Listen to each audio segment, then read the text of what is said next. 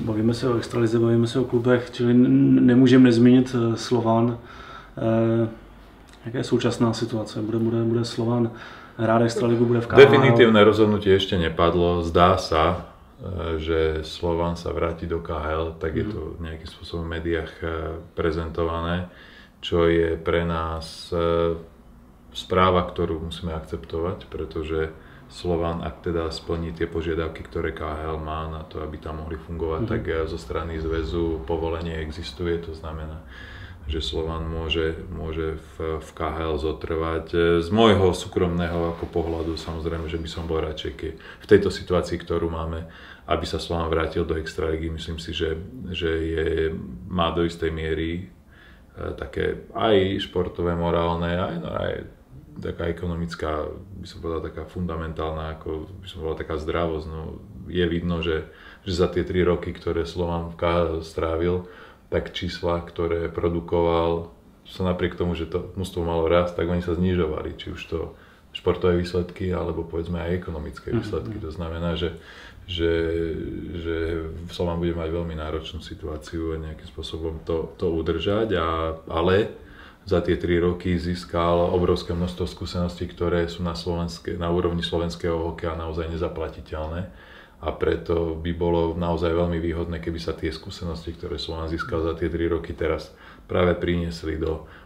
tej slovenskej extraligy a v konečnom dôsledku možno, že by to bol pre Slovan jeden maličký krok vzad, ale z dlhodobého pohľadu by to bolo naozaj veľmi prospešné a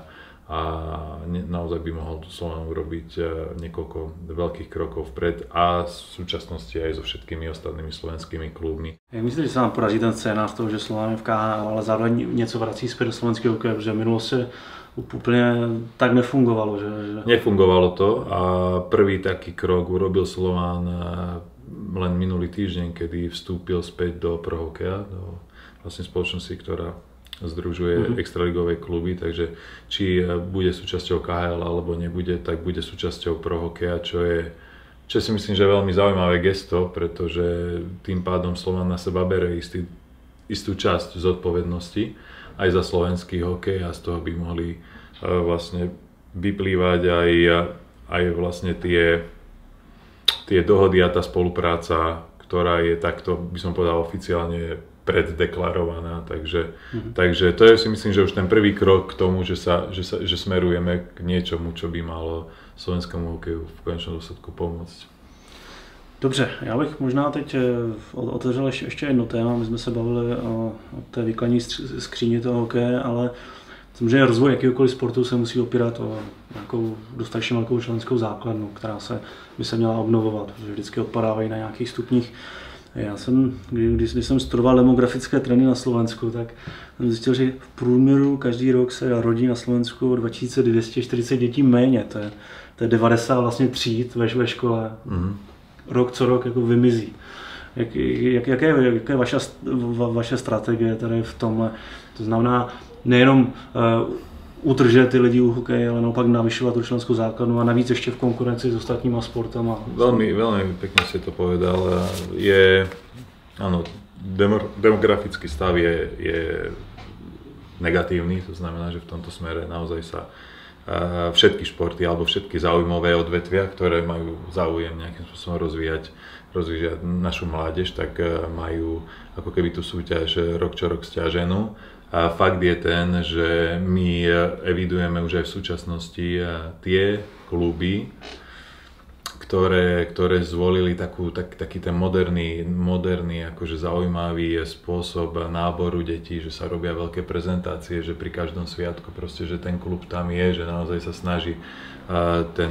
tú tému toho hokeja rozvíjať a urobiť z tej ponuky, ktorú robí čo najatraktívnejšiu v rámci tých možností, tak vidíme, že ten počet detí sa nám stále zvyšuje a tam, kde sú vlastne tie kluby také pasívnejšie, tak je vlastne práve ten opačný ten prepad. Ale my vidíme, že reálne v tejto situácii súčasnej, že ak sa veci robia zaujímavo a atraktívne v rámci toho hokeja, tak stále dokážeme byť natoľko atraktívni, aby sme ten počet tých detí v v tej prípravke hlavne, lebo my keď nechytíme vlastne ten záujem tých detí vlastne už od tej prípravky, tie neviem, 1., 2., 3. trieda, tak potom už 4., 5. a neskôr trieda už sa to veľmi ťažko dobieha. To znamená, že ak chceme s niečím takýmto systémovým začať, tak to musíme vlastne úplne od začiatku, pretože to už potom nedobehneme a my vidíme, že sa to dá, že sú reálne výsledky a taká kľúčová vec v rámci tej ponuky a my vidíme naozaj to, čo je asi najatraktívnejšie dnes, ako keď spojíme šport a vzdelanie. A je ideálne hokej a vzdelanie. To sú hokejová liceá. No, áno, to sú na tej vyššej úrovni, ale pokiaľ hovoríme o prípravkách a žiackych triedách, tak to hovoríme o tom, že dnes my sa trošku dosť výrazne boríme s problémom, že hokejová trieda výberová v rámci škôl, ktoré hokejové triedy vlastne fungujú vo niektorých hokejových kluboch, už nie vo všetkých, už ani nie v Bratislave, tak vlastne to, čo ponúkajú, je, že tí rodičia, tie deti skôr dajú, to nie je ako tá elitná trieda, ale to je tá, že kde tie deti nechcú dať, lebo je taký trend a taký mýtus, že tam tie deti zlumpačujú proste, že sa tak jednostranne sústredia len na ten hokej, že proste tá disciplína v tej škole a vlastne tie študijné výsledky idú potom na úkor toho. Čo je asi fakt, pretože je to vnímané ako všeobecne a tu vidíme, že tu my musíme úplne otočiť vlastne ten náš fokus, ako to, na čo sa sústredíme, je, že okrem tej športovej výchovy musíme vychovávať vlastne tú osobnosť toho človeka, toho dieťaťa. To musíme ponúknuť, to je to,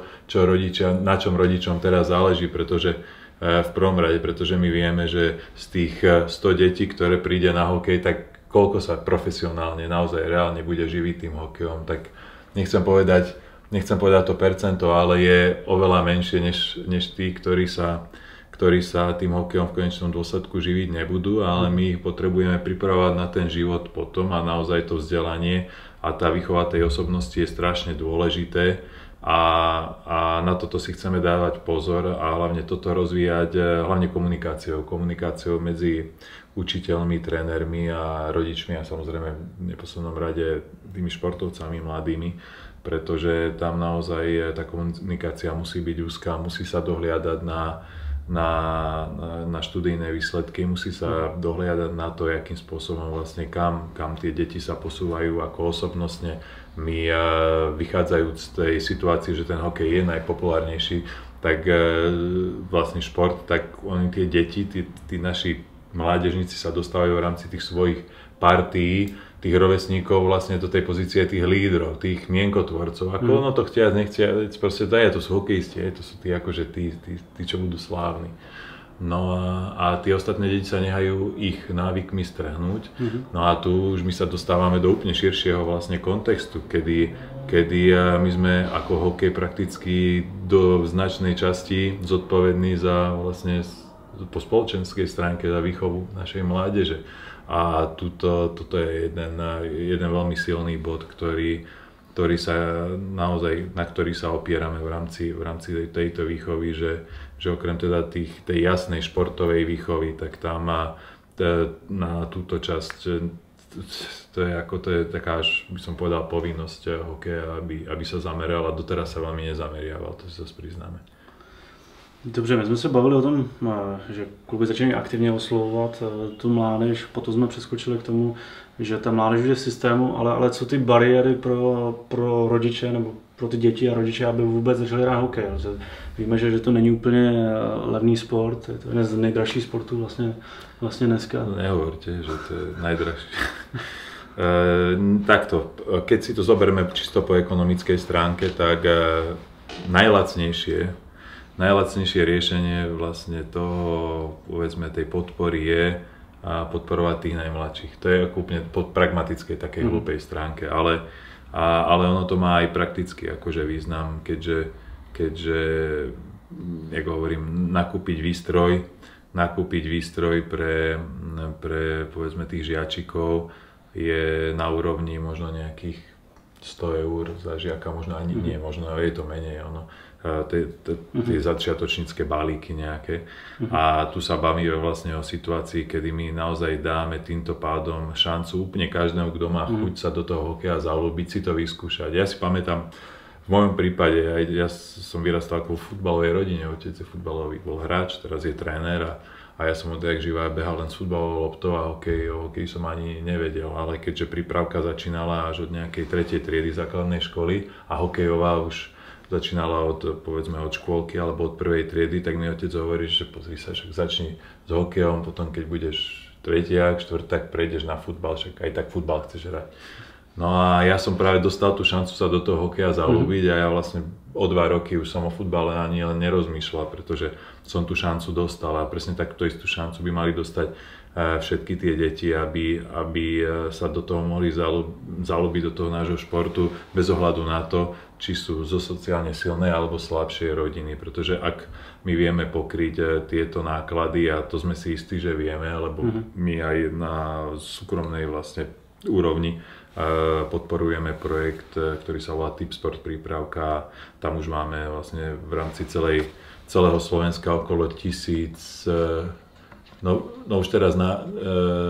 začiatku nového školského roka 1500 detí v rámci Slovenska, ktoré každé dostáva helmu, rukavice, je to v rámci leta a jesene je to hokejbalová súťaž v rámci regiónov a v zime je to normálne hokejová súťaž a školy medzi sebou hrali. My sme mali minulý týždeň vyvrcholenie vlastne finále celoslovenské v Trenčine, kedy tie najlepšie mužstvá z tých regiónov vlastne prišli a odohrali fantastický turnaj. Takže a toto vlastne takýto projekt je vlastne postavený v princípe na tom istom, o čom rozprávame, že by sme vedeli globálne robiť a tuto hovoríme o financovaní 95% zo súkromných zdrojov. To znamená, že keď toto dokážeme na tejto úrovni urobiť, predstavte si, čo dokážeme na globálnej. Takže tuto, ak rozprávame o tej ponuke, proste tú bariéru tých sociálne slabších a silnejších vlastne úplne pre túto vlastne kategóriu úplne odstrániť, tak hovoríme o reálnych veciach, ktoré reálne dokážeme samozrejme. Bezva, tak mám zájem rád hokej, není to pro mě bariéra. Jak je na tom infrastruktura? Je to regionálne je to odlišné. Samozrejme, že by sme si želali, a vedeli by sme využiť oveľa viacej ľadových ploch, ako máme. Tu zase ale prichádza vlastne tá situácia, kedy ten zväz musí byť natoľko silný, musí byť natoľko silná autorita, aby dokázal byť silný partner pre, povedzme, samosprávy alebo pre ministerstva, ktoré, pokiaľ hovoríme o samosprávach, tak sú v drvivej väčšine sú majiteľmi vlastne tých zimných štadiónov. A naozaj byť veľmi silným partnerom a mať dostatočne silné argumenty a dostatočný vplyv na to, aby sme vedeli vytvoriť vlastne tak silný argumentačný tlak, že naozaj, že ten náš produkt dokáže presvedčiť vlastne tie zastupiteľstvá na to, aby sa im zdalo byť rozumné proste do oprav štadiónov a do stavby nových, povedzme, tréningových hal, aby boli ochotní investovať. A čo je také dobré znamenie je, že my už máme na Slovensku a v Čechách celkom isto oveľa viac, ale už aj na Slovensku máme vlastne kryté haly, kedy sú postavené vyložene na súkromnej báze a tie haly sa dokážu uživiť. To znamená, že v tomto smere ja vidím priestor na rozvoj, ale tam naozaj treba, aby ten zväz bol silný, aby bol autorita. No a to naozaj môžu dokázať ľudia, ktorí tými autoritami reálne sú. No. Vidíte nějaký region na Slovensku, kde ten potenciál není využitý, kde při existenci? Celkom isto musíme rozprávať o východnom Slovensku. Tam v okolí je tam Trebišov, ako Humenné, tam je jeden štadión to je naozaj na obrovskú rozlohu, na obrovský počet ľudí a Záhorie vieme, že je veľký záujem o hokej, ale tam naozaj tie priority, ako mne teraz rozprávať o prioritách, ani neprináleží, pretože až prídeme vlastne do toho, do tej pozície, kedy tieto veci budeme riešiť a rozhodovať, tak vtedy naozaj ako tá domáca úloha bude spravená 100%. A teraz vychádzam z tých reálnych skúseností, kedy vlastne každý ten klub navštevujem a rozprávam sa o tom, aké sú potreby a aké sú ambície a čo vlastne každý ten región potrebuje a naozaj je evidentné, že sú regióny, kde by sa normálne aj na dokonca súkromnej báze celkom isto haly uživili a musím povedať, že pokiaľ sa stretávame aj s predstaviteľmi vlastne tých samospráv, miest a krajov, tak tá náklonnosť k hokeju je výrazná, čo znamená, že ja vidím v tomto priestor na buď takú istú, alebo možno že ešte väčšiu spoluprácu, ako tá podpora hokeja nie je až taká zanedbateľná. Jak se v tom hledu díváte na tu vlnu rekonstrukcí nebo stavby stadionu ve fotbale? Já vím, že na Slovensku už bylo vyhlášeno několik plánů. Jasné, no vo futbale je tá rekonštrukcia tých štadiónov oveľa výraznejšia a je to pre nás motivácia. Áno? Tak futbal dokázal proste vytvoriť v rámci vedenia tak silné asi argumenty, predpokladám, alebo taký tlak. V rámci slovenských podmienok je celkom jasne deklarované, že ak to niekto vie ako na to, tak ono to ide, áno. To znamená, že my, ak sme takým tým najväčším konkurentom, alebo ja dávam stále hokej ako keby v rámci teda toho postavenia ako možno ešte trošku výraznejšie ako futbal, ale ak toto futbal dokázal, tak hokej by mal mať ambíciu dokázať minimálne to isté. Bezva. Úplně na závěr, vy jste, jak jsme říkali na začátku, hrál v 6 soutěžích, pokud jsme to spočítali správně. Ponechme stranou NHL, ty evropské soutěže, kde si myslíte, že ten produkt, kterým jsme se bavili, ten fanouškovský produkt je nejdál, kde s ním nejde pracovat? Mne sa páčila taká tá živelnosť, až taká, by som povedal, v istom smere, neviem, či to môžem povedať, taká biznisová surovosť ako tej fínskej ligy. Ako tam naozaj ako ten biznis je z toho hokeja, ho cítiť, ako ten spôsob, akým sa ten biznis v tom hokeji tvorí, akým pracujú s fanúšikmi, aký je záujem sponzorov a aké sú tie ekonomické aj výsledky. Ten taký agresívny, dravý štýl ako v tej fínskej lige sa mi veľmi páči. Napriek tomu, že urobili obrovský krok v rámci takého krátkodobého horizontu, že oni dovolili tomu Jokeritu ísť do KHL, čo je vlastne oni stratili, tak jak my sme stratili Slovan, oni stratili Jokerit, ale čo oni spravili? Oni vlastne predali ten Jokerit prakticky, majiteľ musel zaplatiť a teraz nechcem klamať, tú cenu už si úplne nespomínam, ale v čom je tá zaujímavosť toho, že vlastne tá cena toho predaja toho Jokeritu ako von z ligy sa rozdelila medzi všetky kluby, ale s tým, že tie kluby sa dohodli, že my tieto peniaze nejdeme minúť teraz, aby sme rýchlo zachránili ligu, že nakúpime drahých hráčov, aby ako tá atraktivita ostala, ale oni si povedali, nie, hop, stop, tieto peniaze idú do rozvoja, do mládeže, do toho, že my, OK, teraz urobíme krok dozadu, možno, že aj 2, stratili sme Jokerit, ale my na základe tej investície, ktorú do toho dáme, nebudeme krátkozraky, ale už možno o 4-5 rokov dokážeme tú ligu dať minimálne tam a možno, že ešte ďalej ako bola a oni to naozaj dodržiavajú. Ako sme na túto tému sami Kapanen, predstaviteľ vlastne Kalpa Kuopio, sme debatili len to pred pár mesiacmi a sa mi to naozaj páčilo, také rozhodnutia, čo tí Fíni ako v rámci toho biznisu, hovorím to, keď sa bavíme o biznise a o tom, že oni reálne, ja som povedal, že Jokerit nepustia nikdy v živote ako do KHL, že to proste tá liga sa tak precízne buduje, že toto nikdy nespravia. No a oni predsa len všetko sa dosť obchodovať samozrejme, tak našli kľúč, ako to umožnili, ale že naozaj ako bolo to vedomé, plánované a tá liga si myslím, že alebo ten hokej vo Fínsku má naozaj budúcnosť. No a nehovorím, že tie iné ligy sa mi nepáčia, ako to funguje, ale hovorím, taká tá dravosť tých Fínov v tom biznise sa mi veľmi páči, ako viem si to predstaviť, že by takýmto spôsobom to mohlo fungovať aj časom na Slovensku. Dobře, nejme stranou hokej, máte nějaký jiný oblíbený sportovní soutěže, ať už v zámoří nebo v Evropě, co rád sledujete víc než fanouškovské, myslím, jako biznisové? Ja ako golf hrávam, teraz aj mám menej času, tak asi nie toľko, ale golf som hlavne roky posledné som sledoval veľmi často, takže to je taká moja záľuba. A čo potom, no? Ja som taký hockey freak, ako všetko, čo sa týka hokeja, ja niekedy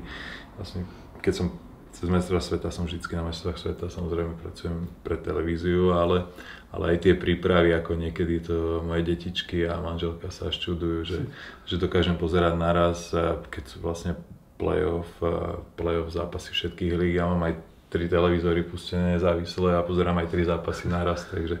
takže ja sa vždycky riadím tomu a tomu sa chalani vždycky smejú, keď hovorím, že len ten, čo všetko vidí a počuje, všetko môže vedieť, no tak ja sa to snažím naozaj všetko nejakým spôsobom ako zachytiť a v tomto smere je to ako fajn, no bez tej domácej úlohy to hovorím, že ono to nejde a každý,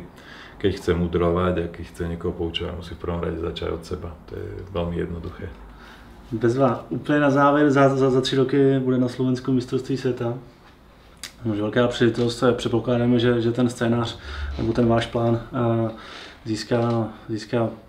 požadovaný počet delegátů. Kde byste viděl v případě, že se vám podaří prosadit tu svoji vizi, jak jsme říkali, v konkurenci s tou druhou vizí, kde byste viděl slovenský hokej za ty 3 roky, co za ty 3 roky je vůbec reálný? Tak my veríme tomu, že štvoročné obdobie v rámci toho fungovania, áno, štvoročné obdobie v rámci fungovania hokeja je dostatočný čas na to, aby sa stabilizovala, povedzme, to sa dá najrýchlejšie, reprezentácia a nábor a fungovanie mládeže. Extraliga samozrejme, že v tomto smere 4 roky je tiež dostatočný čas na to, aby ten systém, ktorý by mal, a to vlastne tá zmena spôsobu tej práce, aby nastala, tak tiež si viem predstaviť, že za tie 4 roky sa dá dosiahnuť. To znamená, že ten hokej slovenský celkom isto si predstavujem na úrovni, kedy z neho máme v prvom rade všetci radosť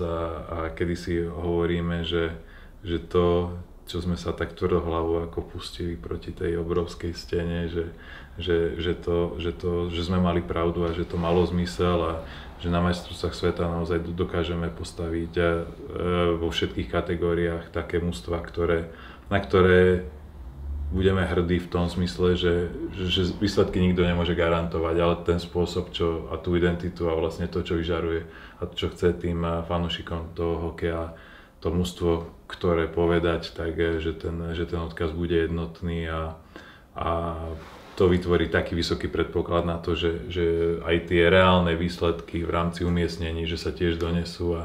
a vtedy si zapálime víťaznú cigáru a povieme si, že tak sme sa niekam dostali a teraz to už budeme iba zlepšovať. Já myslím, že to je skvělý závěr. Znovu vám moc krát děkuji za váš čas, že jste si na nás udělal čas a budeme vám držet palce, ať se vám příští týden podaří prodat tu vaši vizi. Ďakujem. Taky děkujem moc.